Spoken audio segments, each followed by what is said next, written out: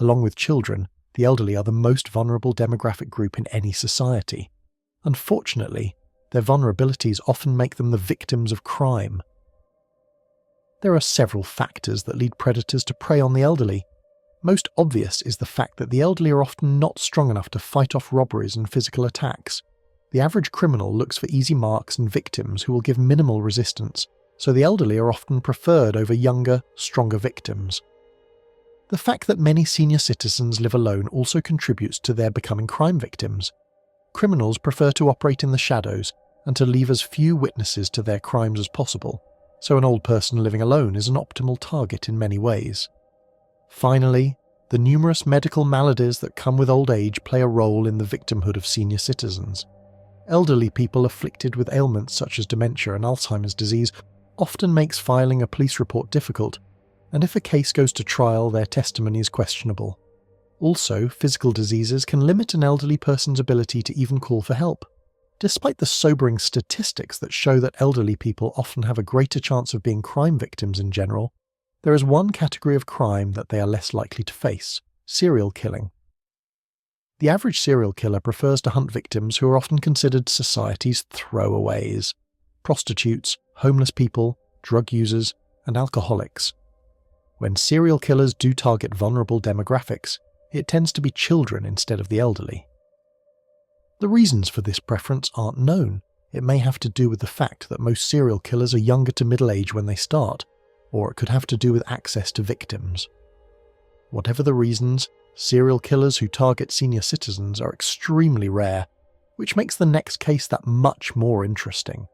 In 1989 and 1990, a serial killer stalked elderly women in suburban Sydney, Australia.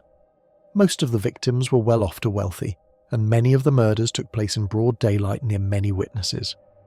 The case became known as the Granny Murders due to the victims' ages, and it presented law enforcement officers with a quandary because they were faced with an entirely new type of serial killer profile.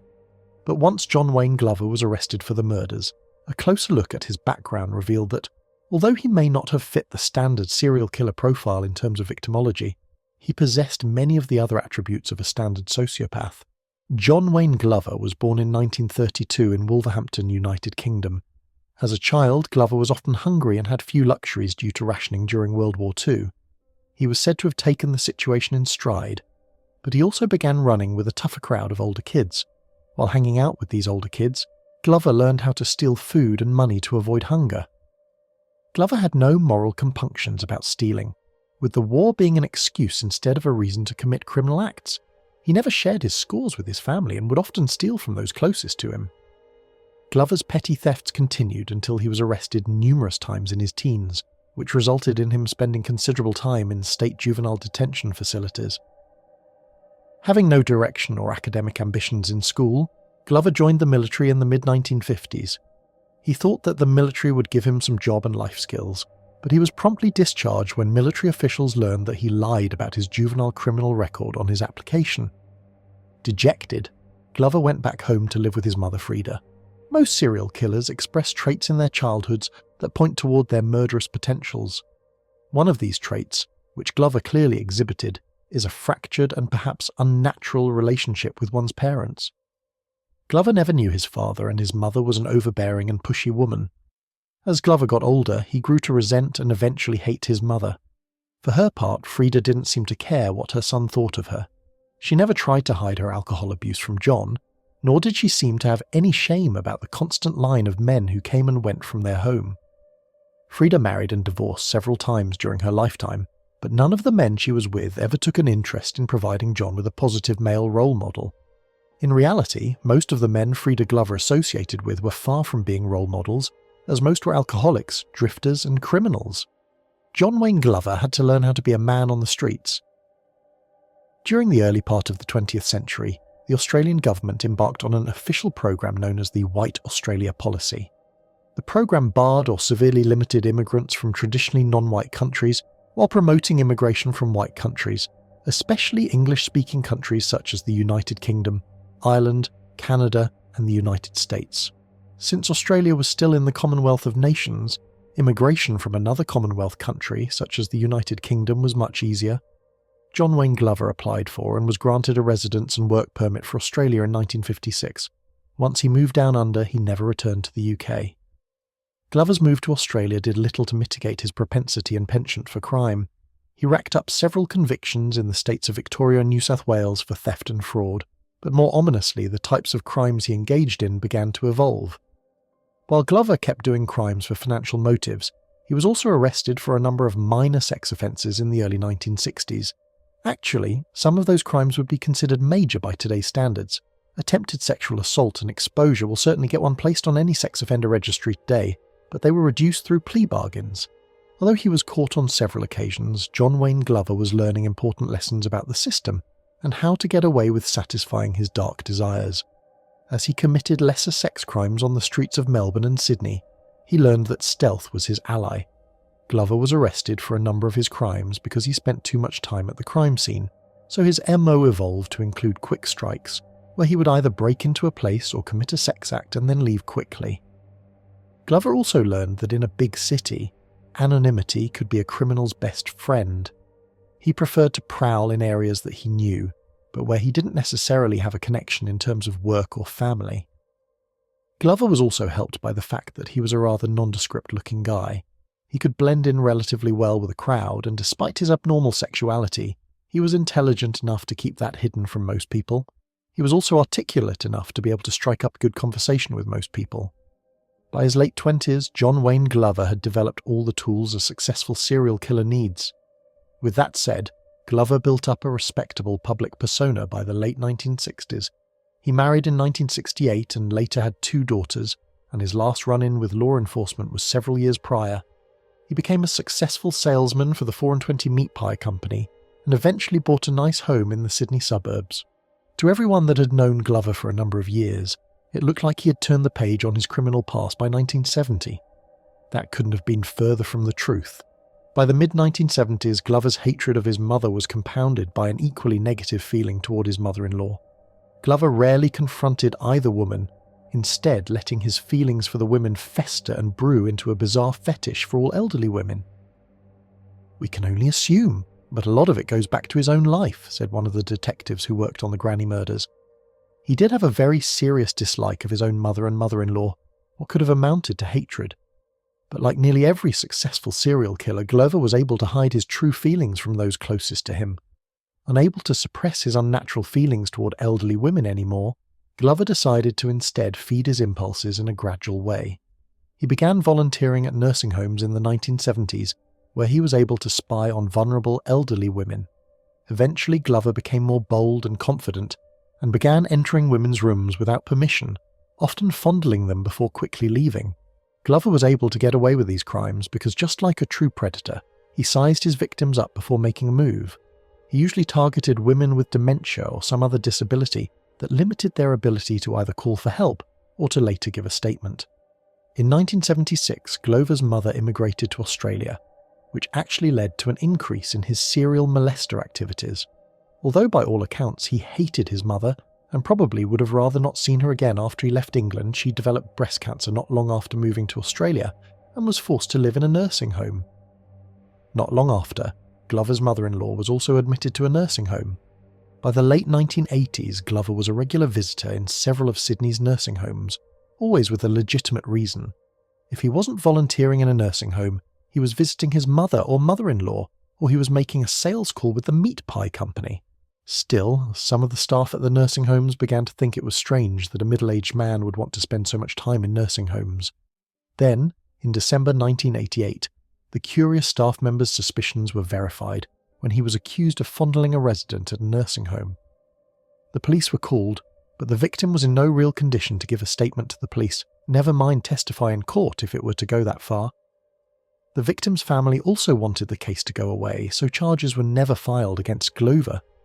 The predator's victimology paid off, which would give him more impetus to attack more elderly women in the future.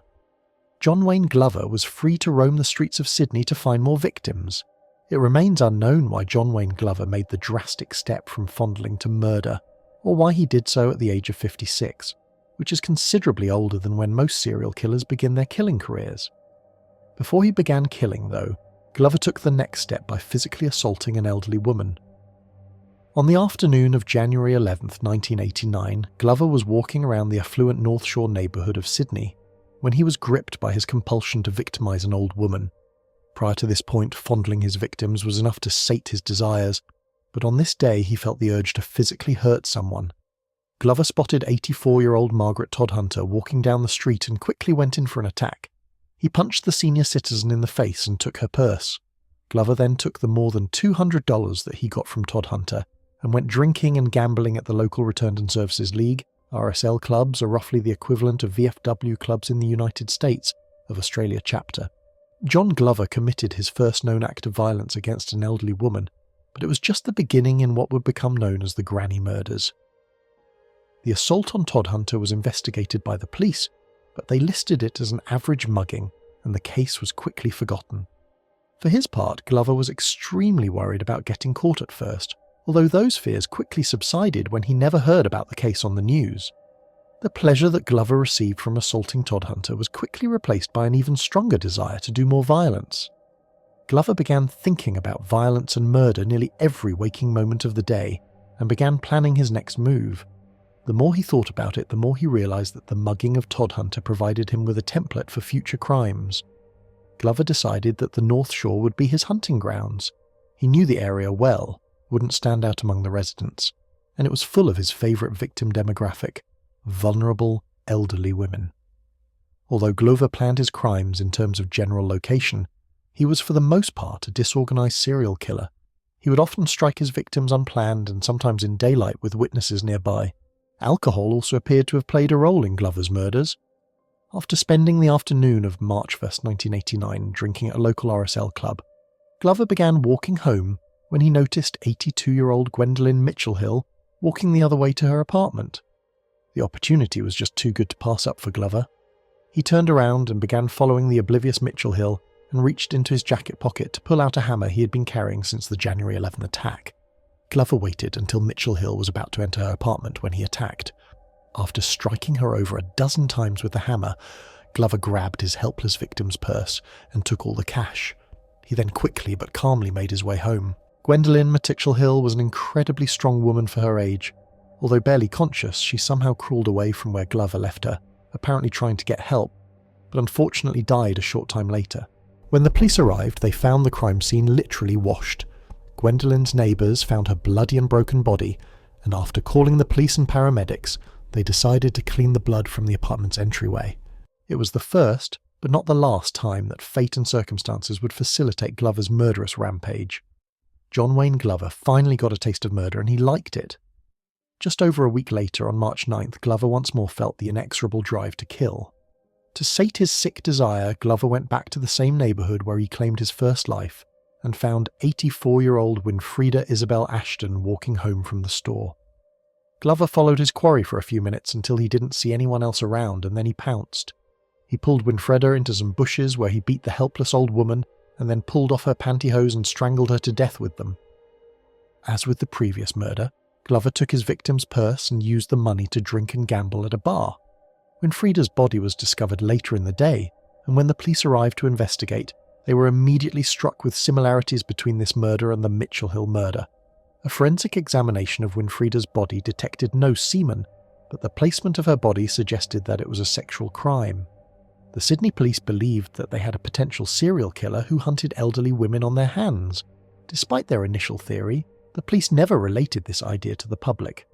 Winfreda's murder was reported as just another random murder on the streets of Sydney. Glover got away with murder once more. The Federal Bureau of Investigation's definition of a serial killer is a person who kills at least 3 people in separate events, with at least one cooling-off period between murders. There are many reasons why a serial killer goes into a cooling-off period. He or she may fear getting caught, or the killer simply cannot continue at the current pace due to work or familial obligations. It remains unknown why John Glover went into a cooling-off period, although it is important to note that he did not shun his antisocial activities altogether. After killing Winfreda Ashton, Glover returned to his old pathology of molesting women in nursing homes. The police believe that Glover committed at least 5 sexual assaults, mostly at nursing homes, between June and October 1989. At the time, Glover was not suspected in any crimes at the nursing homes, probably because he returned to his MO of either volunteering in or making sales calls to area nursing homes.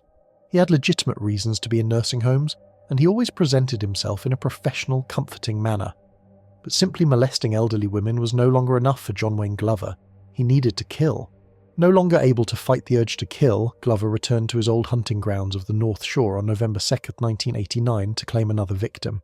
85-year-old Margaret Pahard was walking home from grocery shopping on a seldom-used back street when Glover leaped into action, beating her to death and taking her purse. Glover then spent Pahard's money at the local RSL club.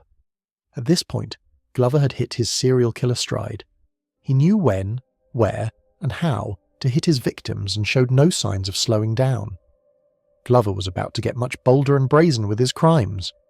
The day after killing Pahard, Glover returned to his favourite hunting grounds at the North Shore.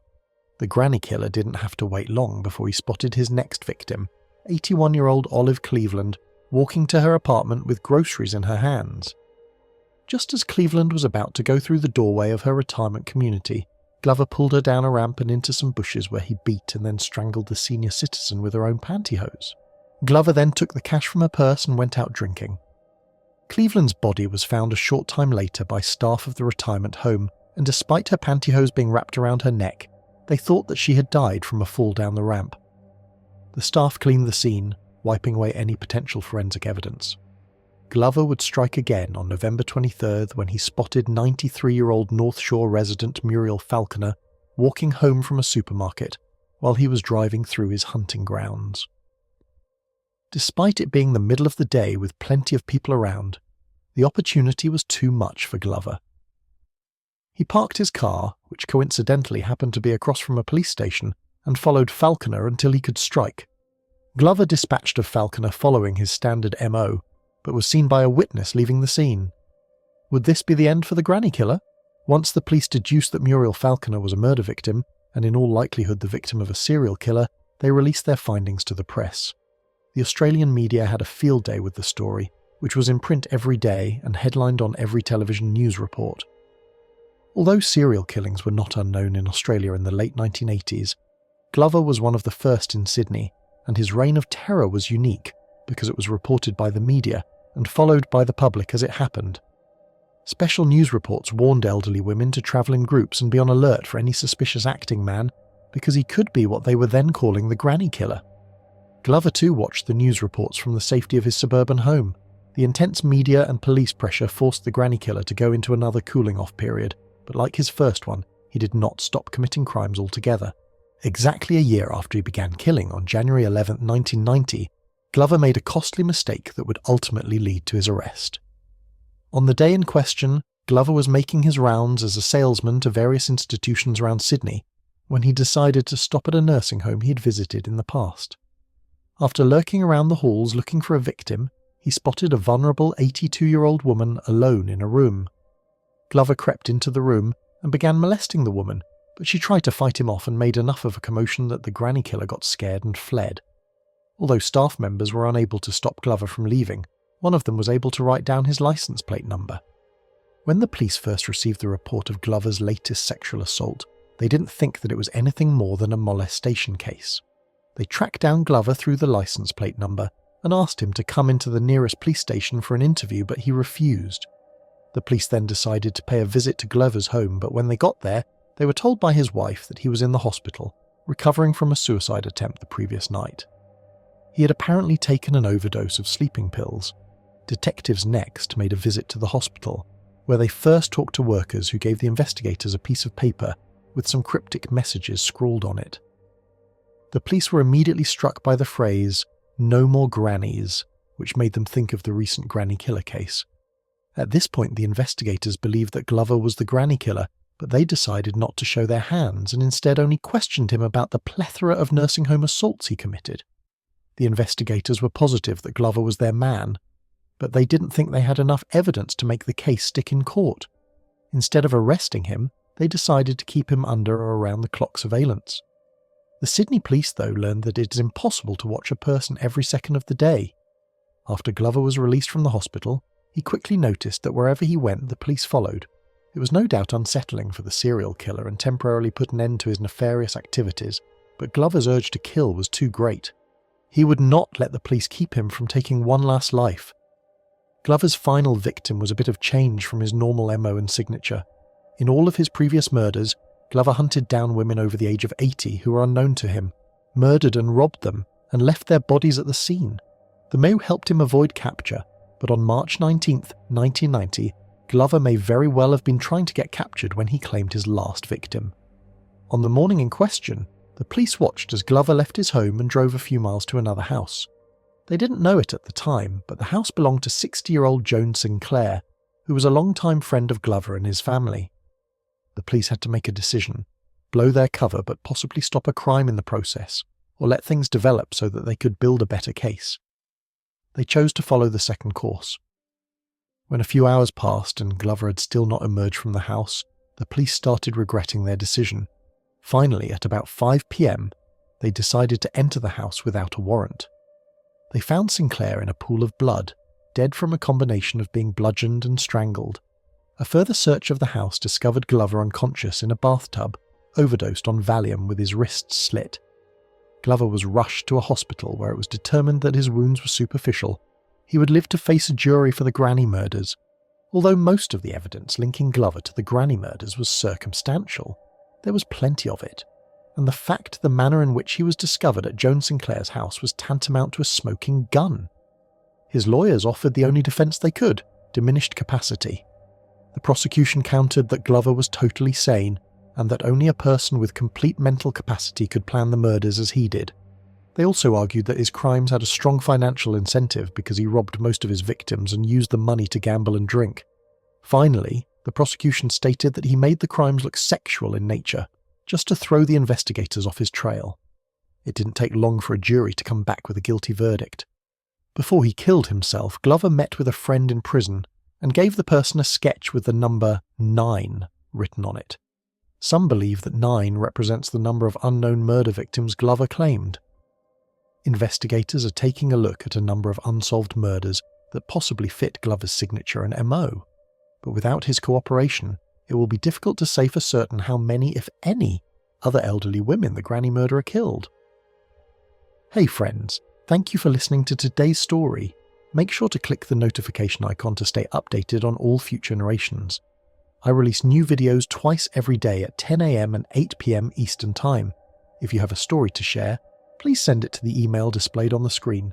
Don't forget to subscribe to the channel, give this video a like and leave an encouraging comment. It really helps me keep bringing you more narrations like this. If you'd like to support the channel even more, you can get early access to all future narrations and bonus content over on Patreon. Thanks again for watching, and I'll see you on the next one.